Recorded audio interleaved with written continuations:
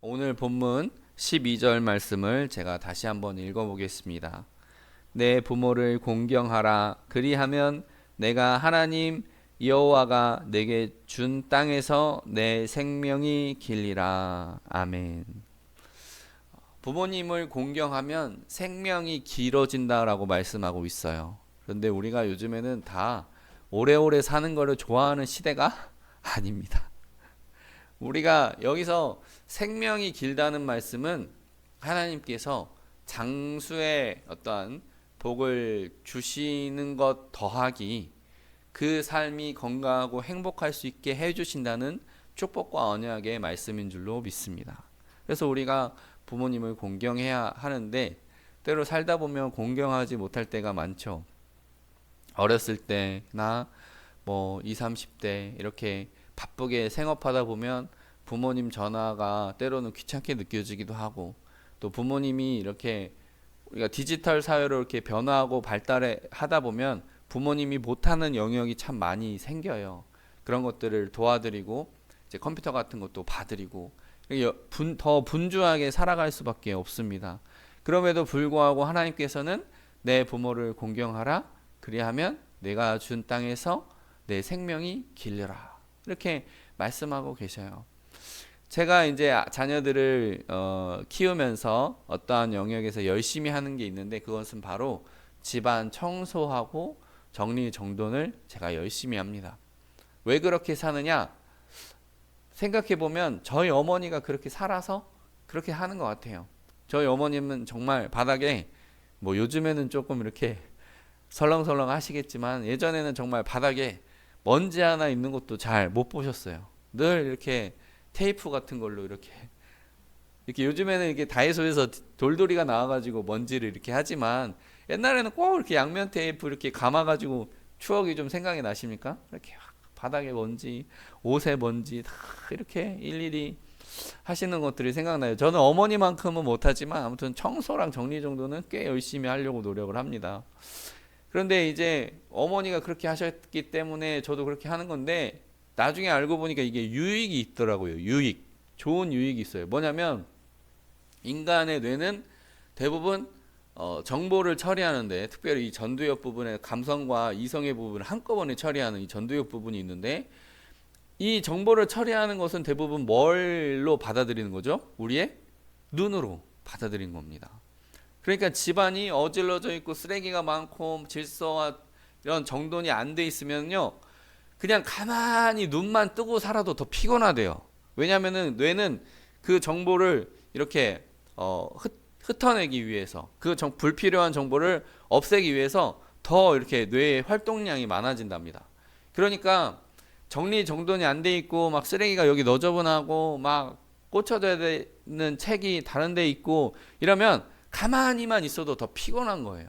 그래서 저는 저희 부모님이 그렇게 하셨던 것처럼 저희 자녀들에게도 깔끔한 환경을 물려주기 위해서 열심히 이렇게 청소를 하면서 삽니다. 이러한 것들이 있고요. 또 세상에서는 성공한 사람들의 습관 같은 걸로 해가지고 아침에 일어나면 이불 정리부터 해라, 막 그런 것도 있잖아요. 다 이제 그런 것과 맞물려 있습니다. 물론 아침에 이렇게 정리하고 치우고 하는 것들이 당장 나에게 무슨 유익이 되거나 이렇게 현금이 들어오거나 그러진 않아요. 그렇지만 아침에 이불을 개면서 생각하는 거예요. 오늘 하루는 어떻게 살아야 되지? 뇌를 이렇게 비워내면서 생각해야 될 것들을 치워내면서 난 오늘 어떻게 살아야 되지? 나의 오늘 하루는 어떠한 삶을 살아야 하나님이 기뻐하실까? 그 생각을 하면 정리정돈의 유익이 있는 줄로 믿습니다. 이처럼 부모는 하나님의 대리자라고 부를 수가 있어요. 이렇게 도와주고 또 책 읽을 때 이렇게 열심히 생각할 수 있도록 정리정돈 해주는 게 부모의 삶인데, 루터는 아까도 말씀드렸지만 이렇게 말했어요. 부모는 하나님의 대리자다, 이렇게 말하고 있습니다. 그렇지만 언제까지나 대리자가 되어줄 수는 없죠. 시간이 지나면 얘네들도 청소년이 되고 청년이 되고 또 장년이 됩니다. 근데 유대인의 이런 성인식을 보면은 13살 때 한대요. 우리가 볼 때 너무 빠르죠. 13살에 성인식을 합니다. 우리는 보통 성인식의 문화가 20살 넘어서 5월 달에 그런 성년의 날이 있는 줄 알지만 막 보면은 되게 어이가 없어요. 막 달걀을 막 던지고 밀가루를 막 붓고 이상한 그런 문화가 있는데 그 유대인의 그 성년의 날 13세가 되면은 율법, 그러니까 구약 성경을 읽고 강론, 조그마한 설교를 할 수 있게 해주는 겁니다. 글씨를 가나다라 이런 거를 배우는 거, 알파벳을 배우는 것뿐만 아니라 구약 성경을 읽고 나서 짧게 설교를 할 수 있게끔 하는 것이 그 13세 성인식의 가장 중요한 이벤트예요. 사건이에요. 왜 그러냐? 이 아이가 또 부모가 돼서 아이를 또 낳고 이렇게 가정을 꾸리게 되면 거기 안에서 하나님의 말씀을 강론, 작은 설교를 할 수 있도록 집안의 작은 목회자를 배출하는 게 성인식의 중요한 핵심입니다. 그런데 또 다른 핵심 포인트가 하나 또 있어요. 그건 뭐냐면 친척들이 다 돈을 걷어다가 이렇게 용돈을 줍니다. 대략 얼마냐? 5천만 원에서 7천만 원입니다. 이 유대인들이 그 돈을 가지고 투자도 하고 창업도 하고 공부도 하고 세계 여행도 다니면서 견문을 넓히고 별걸 다 쓰는 거예요. 그렇게 해서 반드시 돈을 잘 벌어서 또 나의 조카에게, 나의 그런 어떠한 인생의 후배들에게 또 그 시드머니를 또 주는 거예요. 물론 지금 제가 이렇게 유대인에 대해서 좋은 점을 말씀드리면서 지금 이스라엘과 이란 간에 전쟁이 일어나고 있기 때문에 마음은 좀 답답한 면이 있지만 잘 보세요. 이란은 우리나라보다 아마 몇 배는 더 클 겁니다. 세계 지도를 한번 나중에 검색해 보세요. 이란 이만큼 이렇게 생겼을 때 이스라엘은 보이지도 않습니다. 죄송한데 이 보이지 않, 이 조그마한 나라가 어떻게 그 이란이란 나라를 상대로 전쟁을 할 수 있을 정도의 능력이 되는가? 그것은 정말 좀 잘 한번 살펴볼 필요가 있어요. 우리가 중동 전쟁의 역사에 있어서도 왜 이렇게 조그마한 이스라엘이 수많은 이슬람 세력의 그 한가운데서 그 복판에서 어떻게 자기 목소리를 내고 세계 정치를 이끌고 미국을 좌지우지할 수 있는 힘이 있는가? 그것은 이제 결국에는 하나님을 의지하는 그 믿음에서 볼 수 있죠. 물론 예수님을 알지 못해서 구원에서 멀어진 부분도 있지만 우리가 이스라엘의 어떠한 하나님을 의지하는 그 마음만큼은 우리가 좀 배울 필요가 있겠다는 생각이 들어요. 어쨌든 이러한 부를 이렇게 넘겨주는데 제가 이렇게 설교 준비를 하고 있다가 우리 성도님들 중에 아직 결혼 안 하신 분도 있잖아요. 그러니까 미혼이신 분들은 내 부모를 공경하는 것은 할 수 있지만은 자녀를 이렇게 섬기는 것은 이렇게 할 수 없다 보니까 이 설교의 지점에서 어떻게 제가 은혜의 말씀을 나누면 좋을까 이제 묵상하다가 우리 교회에 2025년 비전인 군산의 M 영화원을 섬기는 부모가 되었으면 좋겠다는 생각이 들었어요. 우리가 다 부모는 아니에요. 어떤 사람은 부모도 있고 어떤 사람은 부모가 아니기도 하죠. 그렇지만 우리가 그 군산 M 영화원, 그러니까 고아원이라고 볼 수 있는 그곳에 우리가 기도를 하고 또 물질을 더해줌으로써 그 아이들이 단순히 밥만 먹고 자라면 안 되잖아요. 밥만 먹고 물만 먹고 크진 안 하잖아요. 요즘엔 어때요? 다 문화도 역사도 체험하면서 배워야 돼요. 그렇게 하려면은 버스도 빌려야 되고 공연도 좀 보러 다녀야 되고 전 인격적으로 길러내기 위해서 돈이 많이 들겠죠. 그래서 우리 교회가 2025년 그 영화원을 섬기려고 마음을 먹었으니까 우리 각자의 위치에서 나도 부모다라는 마음을 가지고 어떻게 하면 그 영혼을 좀 더 섬길 수 있을까 고민하는 저와 여러분 되시기를 주님의 이름으로 축복합니다. 아멘. 이어지는 본문 13절 살인하지 말라입니다. 살인하지 말라. 이것에 대한 원어는 로타르차이입니다. 로타르차이. 이 로는 노예요. 영어의 의미로 not이나 no라고 보면 될 것 같습니다. no는 이제 형용사하고 not은 부사인데 어쨌든 아니라는 부정어예요. 로 아니다라는 거예요. 타르차이 생명을 죽이는 것을 타르차이라고 합니다. 그러니까 로가 붙었으니까 생명을 죽이지 말자예요. 아니 그럼 목사님 우리가 생명을 죽이지 않으면 우리가 뭐 불교입니까? 아니면 뭐 밥을 어떻게 먹으라는 겁니까? 우리가 뜯어 먹는 상추, 뭐 풀, 김, 배추 이런 거 다 생명이고 또 우리가 가끔 뭐 돼지고기나 닭고기 이런 거 먹으면 다 죽이는 건데 아무것도 먹지 말라는 겁니까? 이제 아니죠. 그래서 우리는 그 음식에 대해서 생각할 때는 하나님께서 아담과 하와에게 곡식을 먹을 것으로 주셨고 또 노아 홍수 이후에 또 육식을 할 수 있도록 하나님이 우리에게 배려해 주신 줄로 믿습니다. 그래서 먹는 거 가지고는 우리가 이 로타르차의 의미를 완벽하게 이해하는 것은 아니고 또 여러 가지 측면으로 보완되는 것들이 있습니다. 그러면 우리가 먹는 것을 자유롭게 먹을 수 있다면 우리는 이러한 지점도 생각을 해봐야 돼요. 제가 존경하는 목사님들 말씀하시기를 우리 맨날 인간들은 자칫 잘못하면 밥 가지고 똥 만들고 밥 가지고 똥 만들고 그렇게 살면 안 된다라고 말씀하셔요. 제가 존경하는 목사님 참 웃기면서도 의미 있는 말씀이에요. 맨날 귀한 밥 가지고 똥 만들고 밥 가지고 똥 만들고 그런 무의미한 존재로 하나님이 사람을 창조하지 않았다는 거예요. 그러면 성도의 삶은 더더군다나 더 마찬가지. 그냥 흘러가는 시간 속에서 멍하니 있게 하나님께서 인간과 성도를 창조하시고 부르신 게 아니라 생명이 또 다른 생명을 낳도록 하나님은 우리를 부르시고 기다리고 있는 거예요. 생명이 또 다른 생명을 낳을 수 있도록. 그래서 너희가 먹는 곡식과 채소와 육류가 그냥 단순히 너희의 몸속에서 소비되고 없어지는 게 아니라 너희의 삶을 하나님 앞에 들여서 생명이 또 다른 생명을 지탱하게 하는 귀한 역할을 하라는 거예요.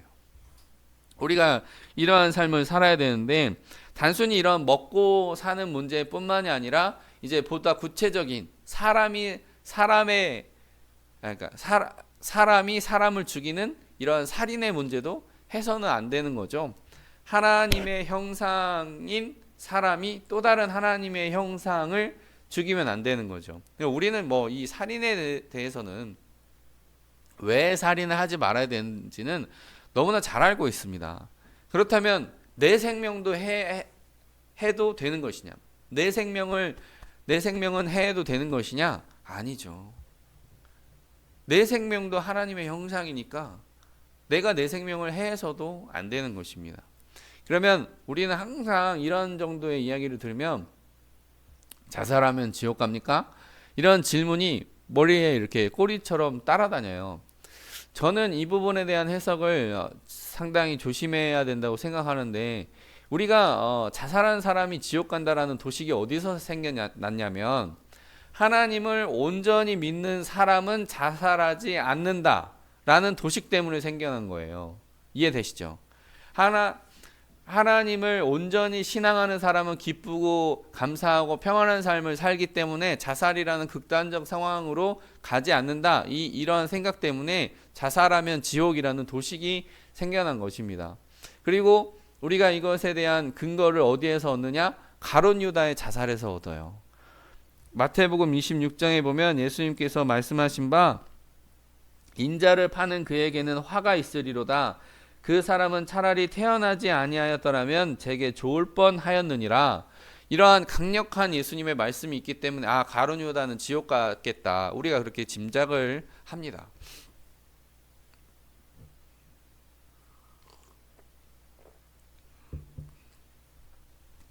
그렇지만 저는 가룟 유다의 자살은 조금 독특한 면이 있다고 보여져요. 그게 가룟 유다의 자살이 독특한 이유가 뭐냐면 가룟 유다는 바로 메시아의 사역을 직접적으로 방해하고자 한 죄가 있었어요. 무슨 말인지 아시겠죠? 가룟 유다는 예수님이 이제 정치적 왕이 될 마음이 없어 보이는 걸 아니까 당국자들에게 넘겨줘요. 그러니까 참 어떻게 보면 메시아를 팔아 넘겼다는 오명이 이렇게 성경에 남아서 대대손손 이렇게 전해지는 거죠. 이런 가룟 유다의 또한 자살 이런 거는 우리가 좀 명백해요. 좀 보면은 가룟 유다는 지옥 갔겠다라는 것이 명백해요. 그러나 삶에서 일어나는 모든 자살한 사람에 대해서 지옥 갔다고 말할 수 있을까? 그런 말씀은 직접적으로 성경에서는 저는 찾아보지 못했습니다. 그렇다면 저는 다윗의 죄를 떠올려 와요. 다윗이 어떤 일을 했죠? 밧세바를 취했잖아요. 우리아의 아내 밧세바를 취했잖아요. 그게 뭐예요? 첫 번째는 간음한 겁니다. 간음. 그러니까 간음 전에도 배우자한테 뭐 동의를 구한 것도 아니고, 동의를 구할 수도 없고, 아무튼 배우자 몰래 그 일을 속이는 거짓말을 하나 더 한 거죠. 그리고 나서 간음을 했고요. 그 다음에 우리아를 전쟁터에 깊숙이 내보낸 다음에 다른 군대를 물려가지고 우리아를 죽였고요. 살인했고요. 두 번째는 이 사실을 은폐했습니다. 그럼 뭐예요? 오늘 본문을 대부분 어긴 거잖아요. 살인하지 말라, 간음하지 말라, 도둑질하지 말라, 거짓 증거. 10계명의 대부분을 한 방에 어긴 거예요, 다윗은. 그리고 나서 어떻게 됐습니까? 물론 하나님께서 너가 잉태한 그 아들을 살지 못하도록 하나님께서 그 아이를 죽이시고, 또 다윗의 너희 집안에 싸움과 다툼이 끊이지 않게 하겠다는 심판이 임했지만, 어쨌든 다윗은 왕으로서 실각하지 않았어요. 사울처럼. 솔로몬에게 대를 이어줬어요. 엄청난 복을 받은 거죠. 엄청난 용서를 받은 겁니다. 그러면 이런 다윗은 속이고 간음하고 살인하고 또 은폐하고 이러한 온갖 죄를 다 저질러 놓고 용서를 받았는데, 삶에서 착하고 아름답게 살다가 딱 한 번 마귀에게 속아서 자살한 사람이 전부 다 지옥에 가야 하느냐라는 것을 생각해 보면 저는 쉽게 동의하지는 못합니다. 그래서 우리가 가룟 유다처럼 메시아의 사역을 막 어떻게 가로막고자 했던 그런 사람은 지옥 같다고 예수님께서 분명히 말씀하시니까 가룟 유다는 지옥 같다고 볼 수 있지만, 저는 자살한 모든 사람이 지옥에 갔다고 보는 것은 좀 좋지 못하다는 생각이 들어요. 이런 말을 하면 좀 위험해 보이죠? 근데 그게 아니에요. 왜냐하면 우리가 생명의 주권을 누가 가지고 있다고 배웁니까? 성경에서 하나님이 있다고 배우잖아요. 그러니까 천국 가고 지옥 가는 거는 결국에는 최종적으로 하나님이 좌지우지하는 거예요. 우리가 저 사람이 이러한 이유 때문에 지옥에 갔을 거야, 저런 집에는 장례식도 가면 안 돼, 그런 생각을 하면 안 돼요. 우리는 자살이 있는 가정을 향하여서 그냥 하나님의 자비를 구하는 기도를 드리고 유가족들을 위로하는 게 우리의 삶입니다. 그게 옳지 않겠습니까? 정말 평생 처음부터 끝까지 열심히 아름답게 정말 살다가 마지막에 잠깐 잘못 생각해서 자살한 그런 경우가 있다면, 그에게는 하나님의 자비하심이 있기를 하면서 기도하면 되는 거예요. 그가 지옥에 갔든 천국에 갔든 그게 엄청 중요한 게 아니라, 하나님 용서해 주세요. 예수님도 보세요. 자기들을 십자가에 못 박으려고 했던 그 사람들을 향하여서 주님, 저들이 알지 못해서 그렇습니다, 용서해 주세요라고 기도하잖아요. 우리도 자살한 사람을 위하여서 주님, 저 불쌍한 영혼 하나님이 받아주셨으면 좋겠다라고 기도할 수 있는 거예요. 그리고 또 어떤 그런 대부분 이제 많은 교회들이 그렇죠. 장례가 났는데 자살했다고 하면 목사들이 안 가려고 그럽니다. 우리 안에 자살은 지옥이라는 도식이 너무 선명하게 그어져 있다 보니까 목사들도 자살이 있는 그런 집은 안 가려고 그런단 말이에요. 잘 안 가려고 그런단 말이에요. 그게 올바른 신앙인의 삶이 아니라고 생각해요, 저는. 그들에게 손을 잡아주고 그들을 안아주고 그들에게 절망 가운데 있는 것들을 생각을 끌어내서 희망으로 바꿔주고 하는 것이 우리의 역할인 줄로 믿습니다. 이렇게 자살에 대해서 좀 성숙한 신앙인의 자세를 갖는 저와 여러분 되시기를 주님의 이름으로 축복합니다. 이어지는 본문 14절, 간음하지 말라. 간음하지 말라. 쉽게 이야기하면 배우자 외에 성관계를 하지 말라라는 말입니다. 이것에 대해서 제가 어떠한 통계를 보니까요, 외도를 일으키는 그런 사람이 성관계에 대해서 어떻게 생각하느냐라고 키워드를 적어보면 쾌락이 많이 나옵니다. 쾌락. 그냥 어떤 쾌락을 위해서 그거를 한다, 그 행위를 한다, 이렇게 되어 있고요. 반대로 좀 건강한 부부 생활을 하는 사람에게 성관계에 대해서 물어보면 친밀감이라고 대답한대요. 친밀감.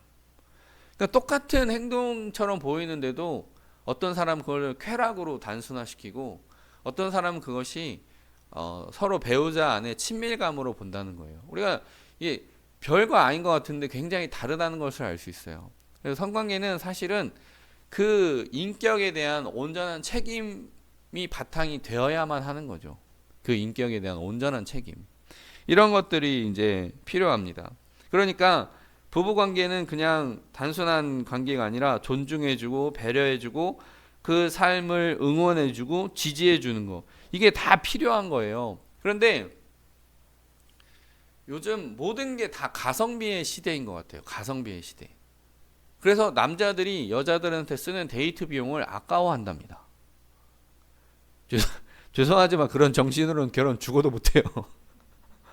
남자들이 여자들한테 쓰는 데이트 비용을 아까워한대요. 그럼 여자 입장에서도 자기 삶을 걸어야 되는데 남자가 데이트 비용 아까워하면 이건 뭐 이거 낼 수가 없는 거죠. 근데 여성들도 반대로 안 좋은 생각이 있대요. 그게 뭐냐면 결혼을 통해서 나의 노동 해방을 꿈꾸는 거예요. 나 직장 생활 이제 그만할래. 남편한테서 얻은 소득으로 살 거야. 그래서 남편을 약간 돈 벌어오는 기계처럼 여기는 습관도 있답니다. 그런 형태도 있답니다. 그러니까 남자도 데이트 비용을 아까워한다는 것도 문제고 여자들도 결혼을 통해서 노동시장에서 해방된다는 마음은 둘 다 잘못된 거예요. 하나님의 나라는 서로 연합하고 서로 도와주고 동거하고 그 삶을 함께 책임져 주는 것이 부부의 관계이지 그냥 단순히 쾌락을 주고받기 위해서 하는 게 아니라는 거죠. 그래서 철학자 마틴 부버의 말을 빌려서 말씀드리면 이상적인 관계란 UNI의 관계라는 거예요. UNI. 뭐 노래 이 제목 같기도 하고 그렇죠. UNI. 그런데 UNI와 반대되는 것은 그러니까 나와 it 그것의 관계라는 거예요. 그러니까 도구적 관계라는 거죠. 남편이 아내를 도구적으로 여기고 반대로 아내가 남편을 도구적으로 여기고 그러면 그건 행복한 관계가 아니라는 거예요. 나의 어떤 사상을 주입시키고 내 뜻대로 해야만 된다고 강요하고 또 반대로 나는 이렇게 살고 싶지 않은데 그냥 맞춰주기 위해서 산다 막 그러고 억지로 그거는 이세 관계예요. 나와 그것의 관계예요. 미와 그냥 이세 관계죠. 그러나 UNI의 관계는 그 사람과 나와만 발생할 수 있는 독특하고 특별한 관계예요. 서로 존중해주고 이해해주고 서로 사랑해주는 것입니다. 그러면 저는 여기서 독신은 어떠한 은혜가 있을까 좀 살펴보기를 원하는데 바울은 고린도전서 7장에서 이 결혼과 독신에 대한 생각을 밝히고 있어요. 특별히 8절에서는 내가 결혼하지 아니한 자들과 그러니까 여기 미혼자들이죠. 미혼자들과 과부들에게 이르노니 나와 같이 그냥 지내는 것이 좋으니라. 그러니까 결혼 안 하고 혼자 지내는 것도 많이 괜찮다. 이 말을 하고 있는 거예요. 억지로 결혼하지 말라는 겁니다. 왜 그럴까 생각해 보면 부모님들이 자녀에게 결혼을 권하는 이유가 뭔가 생각해 보면 알 수 있어요. 첫 번째는 내가 이 자녀와 끝까지 함께 있어주지 못하잖아요. 보통 부모가 자녀보다 더 먼저 돌아가시잖아요. 그러니까 내 자녀는 이 땅에 남겨지는데 우리 부모는 나이가 80이 돼서도 90이 돼서도 100세가 돼서도 자녀는 늘 애기야. 늘 애기야. 제가 이제 목감기가 걸리니까 따뜻한 물 자주 마시라 그러고 나이가 40이 다 되어가는 아들한테 따뜻한 물 자주 늘 애기예요. 그런데 이 늘 애기 같은 자식을 두고 먼저 하늘나라에 가려고 하니까 혹시 내 아들이 아파서 혼자 되면 어떡하지? 그것 때문에 부모님들이 자녀에게 결혼을 권하는 것 같아요. 제가 봤을 때는. 물론 다른 이유도 있지만 그래서 미혼자들은 열심히 운동을 해야 됩니다. 저처럼 아프지 않도록. 전 아파도 괜찮아요. 아내가 돌봐주고 그래요. 근데 미혼자들은 내가 부모에게 근심이 되지 않도록 건강한 삶을 사시기를 주님의 이름으로 축복합니다. 또 왜 결혼을 시키려고 하냐? 내가 결혼을 해보니까 자녀를 낳아보니까 자녀가 때로 내 속을 썩이고 막 말도 안 되게 저희 소희처럼 막 부모한테 말도 안 하고 길가로 돌아다니고 막 화들짝 놀라서 막 자녀한테 그러면 안 된다고 화내고 성질내고 그런 면도 다소 있지만 그럼에도 불구하고 자녀를 길러냈던 그 행복감이 있기 때문에 그 행복감을 물려주려고 결혼을 하라고 하는 거예요. 근데 저는요, 부모들도 많이 내려놔야 된다고 봐요. 왜? 이유는 단순해요. 하나님이 자기를 선택할 수 있는 권한도 주셨다는 거예요. 선악과를 주셨다는 건 뭐예요? 나를 떠나 살 수도 있다는 그 자유까지 허락하신 거예요. 하나님은 진짜 자유의 하나님이시라 자기를 떠나는 것조차도 그 선택권도 주셨다는 거예요. 인간에게. 그러면 하물며 하나님을 믿을 수 있거나 하나님을 믿을 수 없거나 그 선택도 인간에게 주셨는데 결혼은 그 선택보다 더 중요한 선택은 아니잖아요. 그렇죠? 우리가 하나님 품 안에 있는 게 결혼보다 더 중요한 줄로 믿습니다. 우리가 결혼보다 더 중요한 건 하나님 품에 있는 거예요. 그 다음에 하물며 정말 제 말 다 이해되시죠? 하나님을 선택할 수 있는 자유, 또 하나님을 선택하지 않을 자유까지도 하나님 주셨다면 결혼의 유무는 그렇게 중요하지 않을 수 있다는 거예요. 그럼 부모가 내려놔야 돼요. 부모가. 자, 그렇다면 내 자녀를 결혼을 시키고 싶다면 어떻게 해야 되겠습니까? 결혼 생활이 행복해야 돼요. 내 자녀가 있는데 내 자녀에게 결혼을 좀 하게 만들어주고 싶어. 그러면 결혼 생활이 행복해야 돼요. 그럼 자연스럽게 흘러갈 가능성이 있습니다. 근데 내가 자녀한테 결혼하라고 말을 하면서 정작 내 결혼 생활이 온전하지 못하면 자녀에게 결혼을 하라고 말하기가 참 어려워집니다. 까다로워져요. 그럼에도 불구하고 내가 결혼 생활이 행복하지 못하고 또 결혼 생활에 대한 상처가 있고 또 어떠한 갈라섬의 아픔이 있고 그럼에도 불구하고 내 자녀가 결혼해서 잘 살기를 원합니다라고 하면 그건 정말 하나님 앞에 특별한 헌신이 있어야 돼요. 눈물의 기도 없이는 그거는 불가능하다고 봅니다. 내 자녀가 엄마 아빠도 행복하지 못했으면서 왜 나한테 결혼하라고 하는 거야? 라고 물어볼 때 솔직히 부모로서 해줄 답변이 없잖아요. 그러니까 내가 결혼에 대한 상처가 있으면 그렇지만 내 자녀를 결혼시키고 싶으면 정말 눈물의 기도만 의미가 있는 거죠. 내가 하나님 앞에 특별한 헌신을 해야 돼요. 그거는 내 부족함을 내 자녀에게 물려주지 않고 그 어떤 사슬을 끊어버리고 자녀에게 행복하고 아름다운 가정 꾸리는 삶을 원한다면 정말 많은 기도가 필요할 겁니다.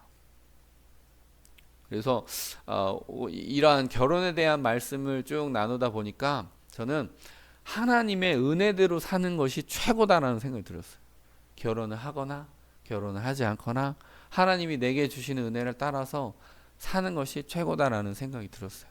저와 여러분이 결혼에 대해서 너무 스트레스 받지 마시고 잘 살아갈 수 있기를 주님의 이름으로 축복합니다. 또한 이어지는 15에서 16절 도둑질하지 말라 내 이웃에 대하여 거짓 증거하지 말라. 거짓말도 이런 거짓말은 조금 정상 참작이 돼요. 뭐가 이렇게 너 그거 했지? 라고 물어봤는데 혼나기가 싫어가지고 아니요 이렇게 말한 거랑 두 번째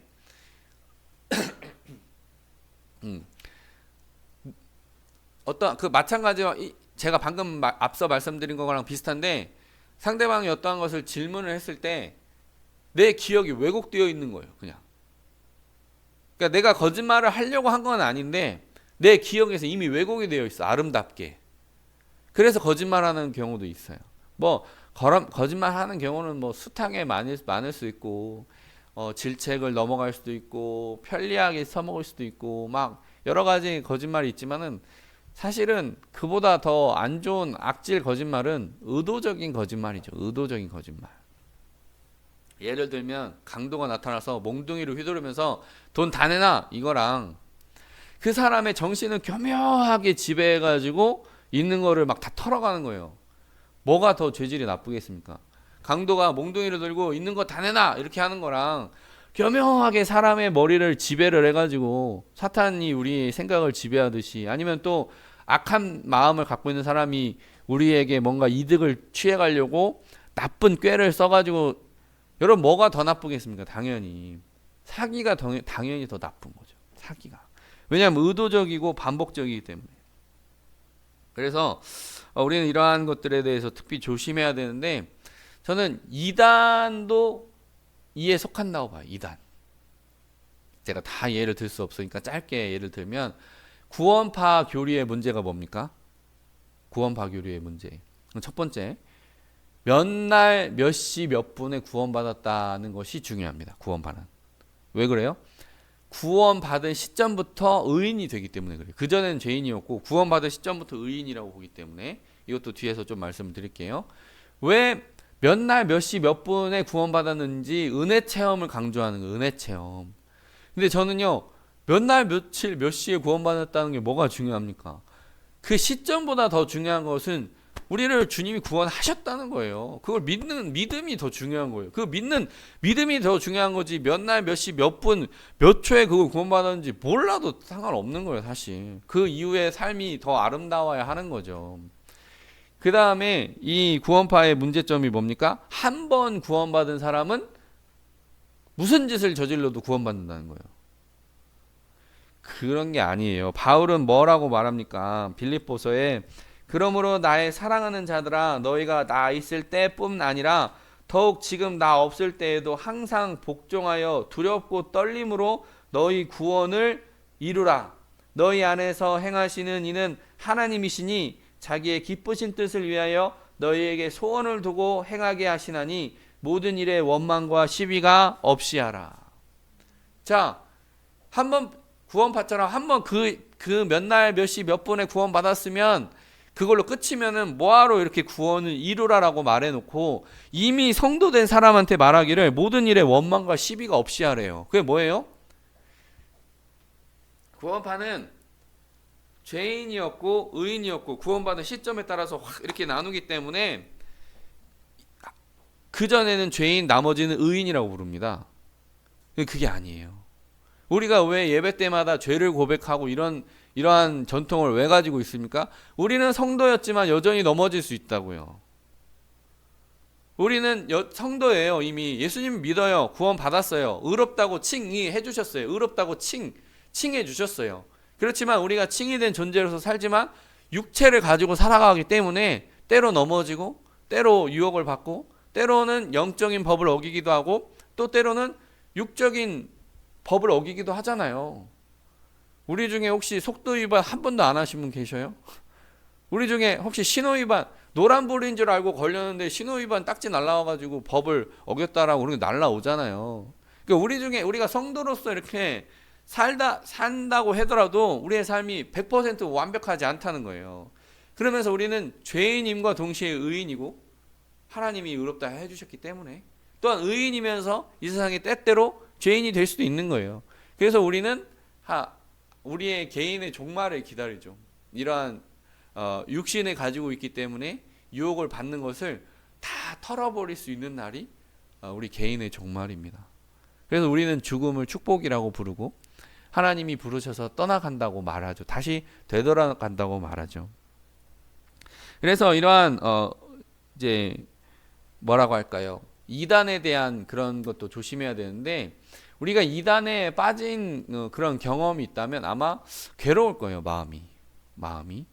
왜냐하면 이제 속이는 것한테 속았기 때문에. 그렇지만 우리가 그걸 자유함으로 이제 이겨 나오려고 이제 노력을 해야겠죠. 그러니까 우리는 이 거짓 증언, 이 거짓말하는 거에 대해서 깨닫고 나오려고 노력을 해야 돼요. 우리가 거짓말하지 않는 것도 중요하지만 이미 세상은 많은 거짓으로 둘러싸여 있어요. 사단도 우리에게 많은 거짓 메시지를 줘요. 그런 거를 볼 때 딱, 이게 거짓 메시지구나, 이게 사탄의 말이구나라고 딱 분별할 수 있으면 우리가 그것을 수월하게 빠져나올 수가 있습니다. 이어지는 17절 말씀, 내 이웃의 집을 탐내지 말라. 내 이웃의 아내나 그의 남종이나 그의 여종이나 그의 소나 그의 낙이나 무릇 내 이웃의 소유를 탐내지 말라. 저는 여기서 짧게 조금 말씀드리면, 왜 이렇게 조금 또 부부 관계에 관련된 말이기도 한데, 왜 세상 사람들 이렇게 불륜이 자주 일어날까요? 얼마 전에 이제 유퀴즈에 보니까 이혼 전문 상담 변호사가 말하기를, 상상할 수 있는 곳, 또 상상할 수 없는 곳 모두에게서 불륜이 일어난다라고 이렇게 되어지고, 이혼하는 대부분의 이유는 불륜 때문이라고 그러거든요. 왜 이렇게 불륜이 많이 일어날까 생각해 보면 이웃이라고 하는 것은 눈에서 가깝다라는 거거든요. 그래서 우리 눈에 가까이 있는 모든 것을 조심해야 된다는 거죠. 그리고 왜 직장 내 불륜을 또 조심해야 되냐면 직장에는요 자칫하면요 남편보다 얼굴을 더 많이 보고 지낼 수가 있고요. 아내보다 더 얼굴을 더 많이 보고 지낼 수도 있어요. 그러니까 남자든 여자든 반드시 조심해야 돼요. 왜냐하면 이제 아침에 일찍 출근해서 1시간 정도 보고 퇴근해서 한 6시간 정도 대화하고 저녁에 밥 먹고 누우면은 10시간 정도 근무하는 공간에서 보는 그 남자나 그 여성을 배우자보다 더 많이 봐요. 그리고 회사라는 건 뭐예요? 공동의 목표를 가지고 있기 때문에 동료애가 이렇게 우리 마음속에 자리를 잡아요. 동료애. 불쌍하면 도와주고 싶다. 어디 기쁜 일 있으면 축하해주고 싶다. 그런 동료애가 마음을 자리 잡아요. 그러면 이 동료애에서 불륜으로 넘어가는 것은 종이 한 장 차이인 것 같아요. 그래서 우리는 그 종이 한 장 차이를 넘어가지 않도록 절제해야 되는 거죠. 제가 얼마 전에 유튜브에서 뭘 하나 봤는데 어떠한 새가 트랩, 그러니까 덫에 걸리는 장면을 제가 봤어요. 유튜브로 봤는데 이 트랩은 말이에요. 상자예요. 상자 안에 모이를 막 놨어요. 그리고 나서 일정한 무게가 더해지면 쏙 가라앉아가지고 갇히는 덫이에요. 아주 단순하죠. 땅을 파가지고 상자를 놓고 대충 걸쳐놓고 거기다가 모이를 두면 새들이 오면 여기 갇히는 거예요. 새들이 얼마나 농작물을 많이 먹었으면 그런 덫을 설치했을까 하는 생각도 들지만 그 새가 한 3-4마리 이렇게 날아들어요. 근데 앞에 모이가 있잖아요. 모이가 있으니까 한 명이 용기 있는 그 한 명이 그 상자 안에 들어가서 모이를 쪼아 먹는 거예요. 근데 아무런 일도 벌어지지 않아요. 그러니까 처음에는 첫 발을 들였는데 두 번째, 세 번째 발을 이제 자기 몸통이 다 들어갔어요. 근데 여전히 모이가 많으니까 막 이제 정신없이 쪼아 먹기 시작해요. 그거를 보고 나서 두 번째 새가, 세 번째 새가 따라 들어가기 시작합니다. 그리고 나서 그 2마리, 3마리, 세 번째 새가 막 정신없이 이렇게 모이를 쪼아 먹다 보면 쏙 갇혀요. 그러니까 절제가 중요한 거예요. 절제. 그 종이 한 장 차이. 트랩에 걸리지 않고. 그러니까 모든 생활이 내 것만 먹어야지 필요 이상의 것을 먹으려다가 이제 그 덫에 걸리게 되는 것처럼 우리에게 절제가 참으로 중요한 줄로 믿습니다. 그래서 우리의 삶이 욕심으로 인해서 윤택해지는 게 아니라 절제를 통해서 안전해지는 거예요. 우리가 이러한 삶을 다 사시기를 주님의 이름으로 축복합니다. 기도하겠습니다.